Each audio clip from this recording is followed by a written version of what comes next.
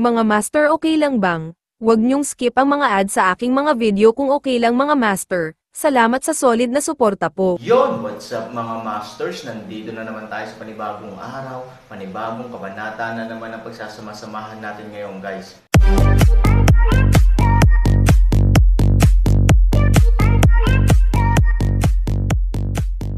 Bali mga masters, kung bago ka pa lang po sa aking YouTube channel, please click the subscribe button, lalong-lalo na po yung notification bell, guys, para maging connected pa rin tayo sa isa't isa at maging updated kayo sa mga susunod ko pang video.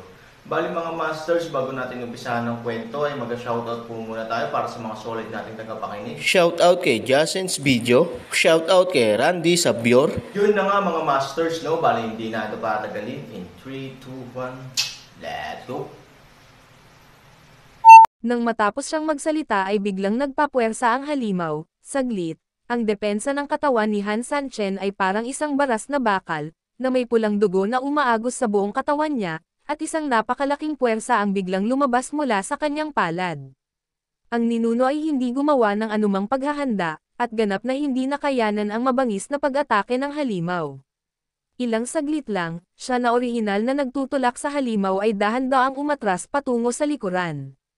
Ang katawan ni Han Sanchen, na orihinal na patay sa dingding, ay mabilis na bumangon at unti-unting itinulak palabas, habang ang katawan ng ninuno ay dahan-dahan ding umatras. Ikaw, bakit may kapangyarihan ka pa rin? Imposible, ito ay ganap na imposible. Malamig na ngumiti ang halimaw, paano ito imposible? Ang nakalaban ko sa iyo kanina lang ay ang kapangyarihang binitawan ko, ngayon, ang kinakaharap mo ay ang kapangyarihan ko na umiiral sa katawan ni Han Sanchen at sariling kapangyarihan ni Han Sanchen, lakas. Hindi ako natatakot na sabihin sa iyo na ang kapangyarihang ito ay talagang mas malakas kaysa sa kapangyarihan na pinakawalan ko. Nang marinig ito ng nuno ay agad siyang nabigla, nagsinungaling ka sa akin, tinatakot mo ba ako? Tinatakot mo ako. Ang ninuno ay umuungal ng baliw, siya ay labis na ayaw. Ngunit mas alam niya rin na ang halimaw ay hindi nagsisinungaling sa kanya, lalo pa siyang takutin. Boom! Ang katawan ni Han Sanchen ay parang throttle na matagal nang inihanda, pagkatapos ng sapat na oras upang gumana, sa wakas ay bumukas ito ng buo sa isang dagandong. Ang bilis niyang itinulak ang nuno ay biglang naging sobrang nakakakilabot, ang dalawang tao ay mabilis na nagmadaling lumabas sa depresyon, at pagkatapos ay sumugod sa kabilang direksyon. Wow! Halos sa isang kisap mata, ang dalawang tao ay sumugod mula sa isang tabi patungo sa kabilang panig, at pagkatapos ay sa isang malakas na panginginig ng boses sa dingding, isang malaking depresyon ang muling natamba. Gayunpaman, sa pagkakataong ito ay hindi si Han Sanchen at ang mga halimaw sa loob, kundi ang ninuno. Boom! Ang marahas na epekto ay naging sanhi ng pagyanig ng buong pader, at ang nakapaligid na lugar ng dagat ng dugo ay naramdaman na para itong tinamaan ng isang malaking bundok mula sa daan-daang libong metro ang layo. Nanginginig ang lahat habang yumanig ang lupa. Anong nangyayari? Laking gulat ng sagong nakaputi.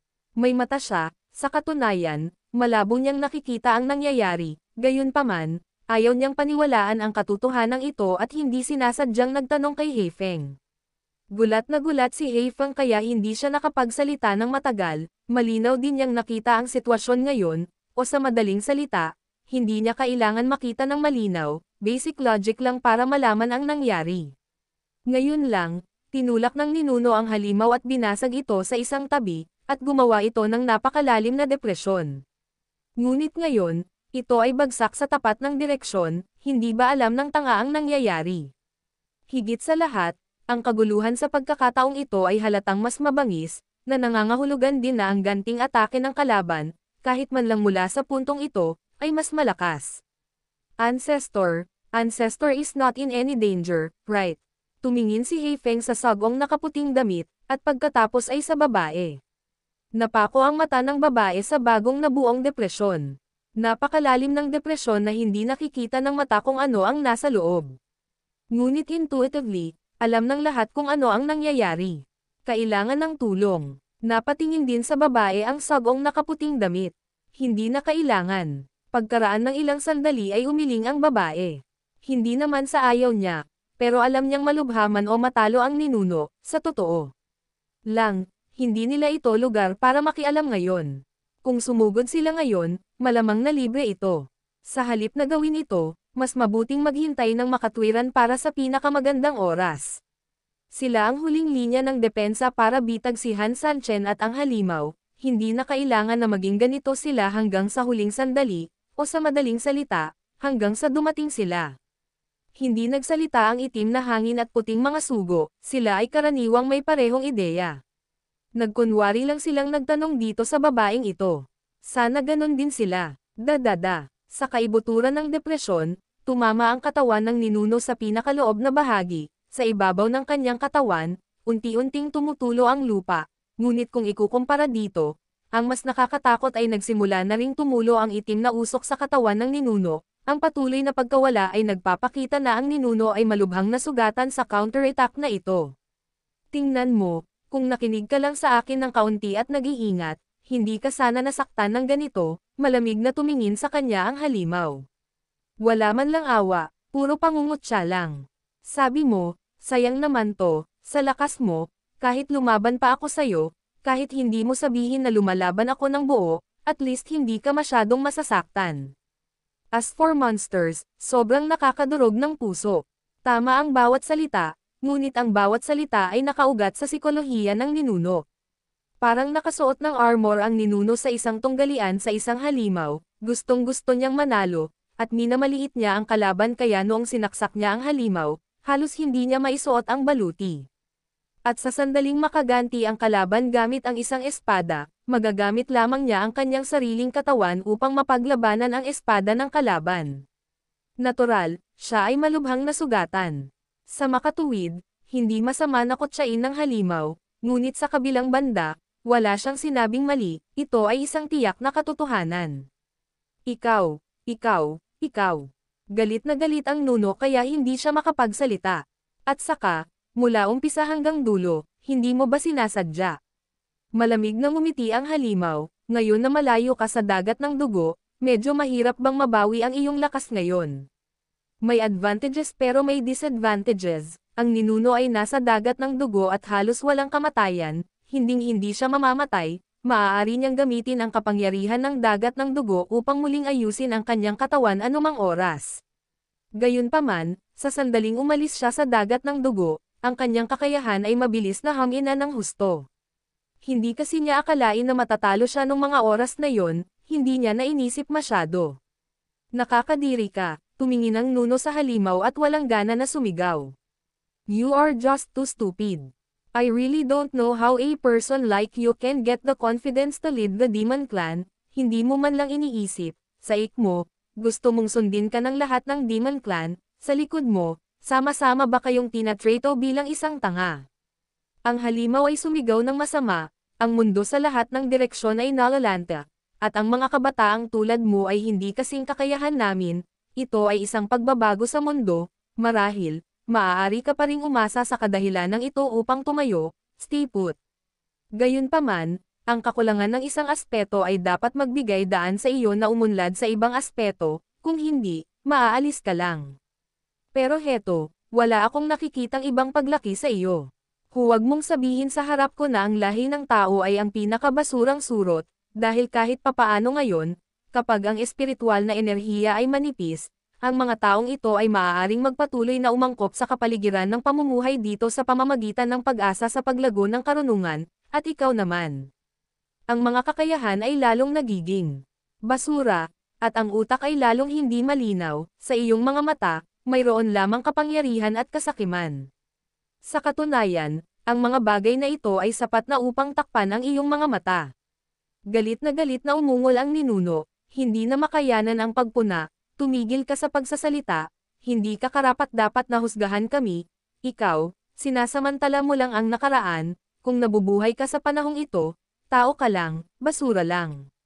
Pagkatapos ay tingnan mo kung anong antas ang aking tatahakin kapag bumalik ako sa mundong ito. Alam kong mahirap kang patayin na asong babae, dahil sa pagkakaroon ng dagat ng dugong ito, kaya't kahit napuksain ka ng usok sa aking harapan, lagi kang magkakabalikan, pagkasabi nito, malamig na ngumiti ang ninuno, gayunpaman, hindi mahalaga, nasugatan ka ng husto ngayon, at mahirap para sa iyo na bumalik sa iyong normal na antas ng sugat sa loob ng ilang taon. At pagkatapos ay buksan ang iyong mga mata sa normal na antas ng iyong sugat, at ipakita mo sa akin kung gaano ka walang kwenta, at kung gaano ako kawalang talo at pagiging dominanti. Ngayon, asong babae, maaari kang masira sa kapayapaan at kasiyahan, hintayin mo na lang na muling buuin ng dagat ng dugo ang bulok mong katawan, basura. Nang matapos siyang magsalita ay binawi ng halimaw ang kamay, sa kabahagyang itinaas at itinutok sa ulo ng ninuno. Hindi. Huwag. Biglang nagulat ang ninuno. Huli na ang lahat para magsabi ng kahit ano ngayon, ngumiti ng malamig ang halimaw. Boom! Habang direktang pumutok ng palad ang halimaw, ang malaking figure ng ninuno ay biglang nanlamig at sumabog sa sumunod na segundo. Boom! Nagkaroon ng malakas na ingay, at ang buong depresyon ay direktang sumabog, ang halimaw ay hindi nang ahas na mag-antala at mabilis na umatras. Sumabog ang buong lubog na kuweba, dahilan para tuluyang gumuho ang buong pader, ang malaking panginginig ng boses ay nagpanginig sa buong kuweba. Ang sagong nakaputing damit at ang iba pa ay hindi man lang namalayan ang nangyayari, at agad silang natambas sa lupa. Gumuho ang kuweba, at ang dagat ng dugo ay kumukulo ng husto, isang malaking halaga ng enerhiya ng dugo at itim na enerhiya ay nagsimulang sumangga mula sa ibabaw ng dagat ng dugo. Ang nakakakilabot pa ay biglang tinakpan ng maraming alagad sa dalampasigan ang kanilang mga dibdib, at tila nagliliyab ang buo nilang katawan, na naging mga putok ng itim na usok. Pagkatapos noon, tuluyan na silang nawala sa harap ng lahat. Totoo ito sa loob, at gayon din ang mga tao sa labas ng pintuan sa ilalim ng lupa. Walang iba pang suntok, sumangga lang sila sa sarili nila. Anong nangyayari? Tiningnan ni Heifang ang lahat ng nasa harapan niya na puno ng pagtataka, ang sagong nakaputi ay mabilis na bumalik sa kanyang katinoan at mabangis na tumingin sa dagat ng dugo, laking gulat niya. Oops, may mali sa nuno. So, may problema din sa Blood Sea, natural na apektado ang mga pinapakain ng Blood Sea. Sa sandaling lumabas ang mga salitang ito, si Heifeng at iba pa ay nabigla. Hindi man sila apektado ng Blood Sea, kung tutuusin, marami sa kanilang mga kasama ang kontrolado ng Blood Sea, sila ay sumangga at namatay ng walang dahilan, kanina pa sila nabigla, pero ngayon ay kalmado na sila at sa isang iglap nakakakita na sila, matapos maintindihan ang nangyayari, biglang bumangon ang kalungkutan. Some pain it, nagngangalit ang babae, wala nang mood swings, pero sa panahon na may ganitong seryosong pagbabawas, medyo na-overwhelm ako saglit. Siyempre, ang pinaka-nakakatakot na bagay ay ang attrition ay maaaring magbunyag na ang ninuno ay hindi na makakaligtas.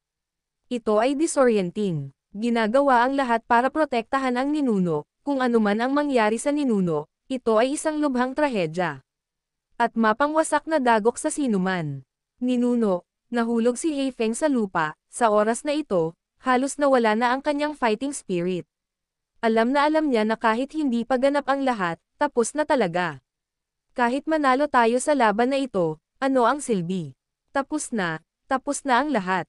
Ang espesyal na sugo na nakaputi ay sumigaw din ng napakalungkot, at siya rin ay nahulog sa lupa na napakahina. Ang kanilang pinakamahalagang tao ay wala na, at sila ay nalulungkot. Sa oras na ito, ang dagat ng dugo ay nawalan din ng dati nitong kulay ng dugo at nagsimulang maging itim na tubig, at ang antas ng tubig ng buong ibabaw ng dagat ay bumabagsak din ng husto. Nakita mo na ba ang dagat na nalante sa isang disyerto? Eto na ngayon. Ito ay hindi lamang nakakagulat, ngunit nagpaparamdam din sa mga tao ng labis na pagkadesperado. Ito ay isang eksena ng kamatayan sa buhay, na nagparamdam sa mga tao ng kakaibang pagkasikal.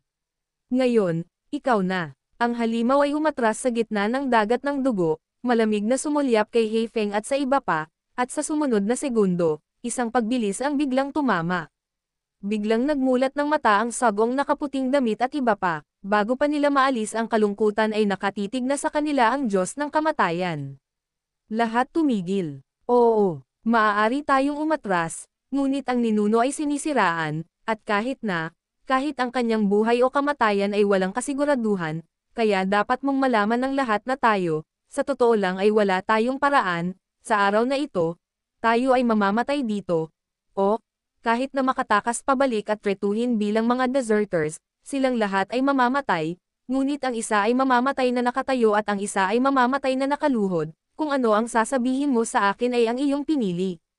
Patayin. Lahat ay tumugon ng sabay-sabay, at ang kanilang moral ay itinaas sa pinakamataas na punto. Sa madaling salita, ito lang ang choice kapag walang choice, ito ang huling katigasan ng ulo bago dumating ang kamatayan. Kunin mo ang iyong mga sandata at sumakay sa akin ngayon. Gaano man kalakas ang kalaban, kailangan natin siyang patayin bago tayo mamatay. Patayin. Nanguna ang itim na hangin, na sinundan ng hindi mabilang na mga sundalo. Darating din kami. Malamig ding sigaw ng babae sa mga nasa likod niya. Sa sumunod na segundo, pinangunahan niya ang mga tao sa likod niya para patayin ang halimaw. Isa laban sa marami, ngunit muli, ang pinakamalakas kumpara sa isang grupo ng mga tao na medyo mababa ang antas ng paglilinang, ito ay isang malaking labanan pa rin. Sa labas ng underground gate, maraming sundalo ang namatay, na lubos ding ikinagulat ng manager ng Blood Sea, pero ilang segundo lang, bigla na lang siyang nag-react. Shut the underground door tightly to me. Lahat ng nabubuhay na tao ay dapat agad na maglagay ng defensive posture para sa akin. Uminom siya ng malakas at malakas. Alam na alam niyang may malaking gulo sa loob. Malaki rin ang posibilidad na masugatan ng husto ang ninuno, ang mga Panginoon sa loob ang magiging pangalawang hadlang, at siya ang magiging ikatlong hadlang. Bagamat wala siyang ganap na master dito, ang daan-daang libong tropa ay isa pa ring malaking capture net. Halika na, bahagya siyang kumaway, at mabilis na lumapit ang isa niyang tauhan. Pumunta ka at ipaalam sa may-ari ng nayon at sabihin sa kanya na maaaring may nangyari sa iyong ninuno, ang kanyang mga nasasakupan ay walang kakayahan at nahihiya ako sa kanya. Sa makatuwid, handa akong mamatay sa labanan. Aakayin ko ang lahat sa labas ng underground gate, subukan mong itigil ito hanggang sa mamatay ang lahat ng nandito. Espesyal na sugo, hindi na kailangang gawin ito, sa dami ng tao sa aming sikat na tindahan, naniniwala akong malulutas namin ang problema. Nagmamadaling sabi ng nasasakupan. It's not that I'm pessimistic, kung may mangyari sa ating mga ninuno, lahat tayo dito ay magiging involved. Under such circumstances, we have no other way to go, either kill the enemy, and then the punishment for our crimes will be lighter and we can live a better life, or we will be killed by the enemy, but we will be killed by the enemy, but we use our own lives in combat, tahimik niyang sabi. Hindi siya takot sa kamatayan, pagkatapos ng sorpresa kanina ay napakakalma na ng ugali niya ngayon. Alam na niya ang future ending niya, siya ay isang subordinate at may hawak na isang mahalagang posisyon, kaya ngayon, natural na oras na para gantihan ang kanyang mga nakatataas. Walang sinabi ang nasasakupan, alam niya kung gaano kahanda ang kanyang superior, tumanggo siya at mabilis na umatras. Sa bahay ng may-ari ng nayon, kasalukuyan siyang nakikipag-usap sa mga tao sa pamamagitan ng air barrier. Ang hadlang ay napuno ng dugo, na parabang ang kabilang panig ay natigil sa dagat ng dugo at walang malinaw na nakikita. You really disappoint me, gaano katagal bago naghanda ang sikat na tindahan. Sa huli, hindi lang si Han Sanchen ang hindi nahuli, kundi si Han Sanchen ay gumawa ng malaking kaguluhan, kahit na pinilit ang ninuno na magpakita, it's damn good. Kahit walang anino, may tunog, ang tunog ay napakapurol, ngunit ito ay nagbibigay sa mga tao ng isang mahusay na pakiramdam ng kalmado at kapangyarihan sa sarili. Ang may-ari ng nayon ay walang yabang ng nakaraan, ibinaba niya ang kanyang ulo at mukhang sobrang humble. May subordinate are incompetent, hindi nila inasahan na tatalon si Han Sanchen sa pader at tatanggo sa Blood Sea. Hindi ko rin inaasahan na ang taong ito ay hindi lamang makakalagpas sa mga paghihigpit ng Blood Sea, kundi pati na rin sa pag-absorb ng kapangyarihan ng Blood Sea ng walang hanggan, tuwirang pinilit ang ating mga ninuno palabas. The reasons you mention are valid, but they cannot be used as excuses for you to do things poorly. Do you understand what I mean? Halata ang kahulugan, bagaman ang mga ito ay makatwiran, sila ay talagang nasa isang medyo hindi inaasahang kapaligiran. Gayunpaman, ang katotohanan ay palaging ang katotohanan, iyon ay, ang Han Sanchen ay nagdulot ng isang malaking aksidente sa isang sikat na tindahan, na hindi maiiwasan. Handa akong tumanggap ng anumang parusa, gayunpaman, Panginoon, nangyari na ang mga bagay-bagay, upang maiwasan ang pagkalat ng sitwasyon, hinihiling ko sa iyo na gumawa ng mga kaayusan upang maiwasan ang anumang gulo, sabi ng may-ari ng nayon. Napunta na ang lahat para suportahan ang ninuno, di ba? Tumango ang may-ari ng tindahan, halos lahat ng mga master na maaaring i-rank sa sikat na tindahan ay sumugod. So anong nangyayari ngayon? Parang may napakalakas na halimaw sa katawan ni Han Sanchen, pinagsama ang Han Sanchen at ang halimaw na ito para lumaban sa mga ninuno at tropa ko. Tungkol naman sa latest battle situation, hindi pa ito updated. Nang matapos siyang magsalita ay biglang may kumatok sa pinto ng may-ari. Kumunat ang noo ng may-ari ng nayon, kung may update sa impormasyon, ayon sa naunang arrangement, dapat ang kabilang partido ang kumakanta ng balita sa labas, bakit bigla na lang niya napiling kumatok sa pinto? Isang hindi kilalang premonition na direktang tumaas sa psikolohiya ng may-ari. Any information? Tanong sa kabilang side. Siguro oo. Sige, hihintayin kita dito. Yun na nga mga masters, no? Bali panibagong kabanata na naman yung natapos natin ngayong gabi. Muli, maraming salamat po talaga sa walang sawang suporta po sa aking YouTube channel na talagang inaabangan nyo po ang bawat upload ko po. Bali mga masters, magkita-kita ulit po tayo bukas ng gabi at ngayon po ay magpapaalam po muna tayo. Bali mga masters, bye-bye!